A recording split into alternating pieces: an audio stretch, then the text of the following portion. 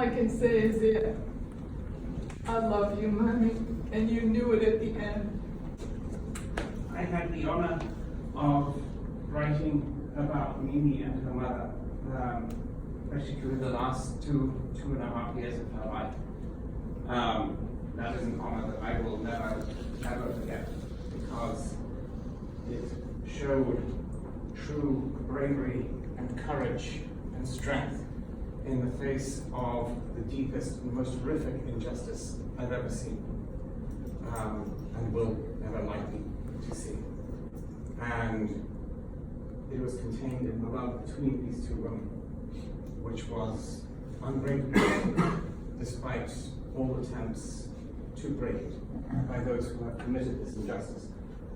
And all I can say now, in memory of her and in honor of me, is that those people who committed this injustice may be forgiven, but they will be brought to justice. But right now I can't say more because I just love her and I'm broken to pieces. The injustice my mother faced for 3 years, locked in a nursing home where I was locked out of her life, and she suffered deeply. So she wrote about it and helped me to liberate my mother, which is a great honor. Virginia Regina Essa Waha was the person everyone loved.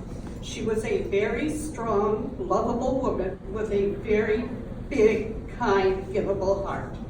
She worked until the age of 90, and Jean loved life. She was always loved and going to church, Somerset Mall, and shop at Westbourne, where the display of foods were low enough for her to grab what she wanted.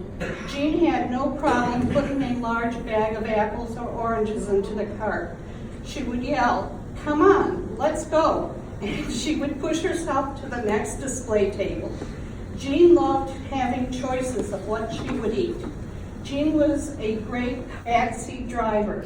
She always knew how to get back to her home, 14080 Elgin.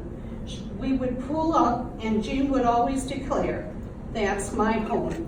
She was so proud of how her daughter Mimi had fixed up their home. One time, the three of us were heading westbound to an attorney on Orchard Lake Road from Telegraph. Mimi and I were talking. After the meeting had concluded, we headed eastward home. I went right to the right lane to go into the southbound exit of Telegraph. Jean yelled to me, "No, stay where you are. This will take you to Woodward. The exit to the south Telegraph is closed." Jean was right. Mimi and I were shocked that Jean had observed the exit closure when we traveled. I never questioned Jean's directions again. Jean's last day of 3 years of isolation at Lourdes was October 31st, 2018. She enjoyed the ride home, looking at all the fall colors of the trees. She had not seen nature in action for over 3 years. Her head was like a toy bobblehead, observing all the colorful trees. She was silent and observing everything. She held on to Mimi's hand the entire way home. She did not want to lose Mimi again. She continued to kiss Mimi's hand periodically on the way home. During a visit with her doctor, Jean was walking straight and tall with her walker.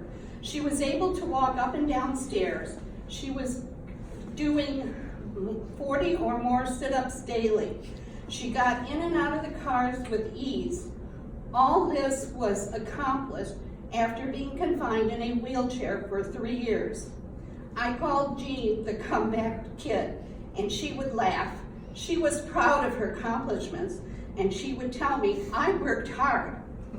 During her visits with Dr. Marangici, there was a short time of lapse between the doctor's visits and a time that Jean had to go for testing. Jean wanted to go to the hospital cafeteria. Jean always loved to have soup when she was out eating. Her mind was always on business. She worked full-time until the age of 90. She was surprised by the large hospital cafeteria. Her remark was, "This place makes a lot of money, but there are only 40 people now." Mimi and I were shocked and started to count, and as Jean was correct, as always. Jean had a big heart. She was generous with her nieces and nephews. She gave them tens of thousands of dollars when the need was there. Jean was an avid Tiger fan. She read the stats of the players. She was always aware of starting times of the games and what team the Tigers were playing. Jean always reminded the nurses in the morning and the aides what time the Tigers start-off was going to be that day. We will miss her presence at the games, but we know her spirit will be there. Go Tigers! The love that this mother and daughter had for each other was selfless, deep, genuine, and unlike what others observed with their parents. Jean always said to those she trusted and loved, "You are so beautiful, and I love you." I heard her say it to doctors, physical therapists, nurses, aides, to Mike who delivered Meals on Wheels, to Mary who did monthly or nails, visitors and family. Jean's last 3 words on earth were to her daughter Mimi. She mouthed it, "I love you," and tears streamed down both her cheeks. Jean was the wind below all of our wings. She loved and guided everyone, all her friends and family members. This great, lovable person will be greatly missed. The wind below our wings. Justice for Jean will come.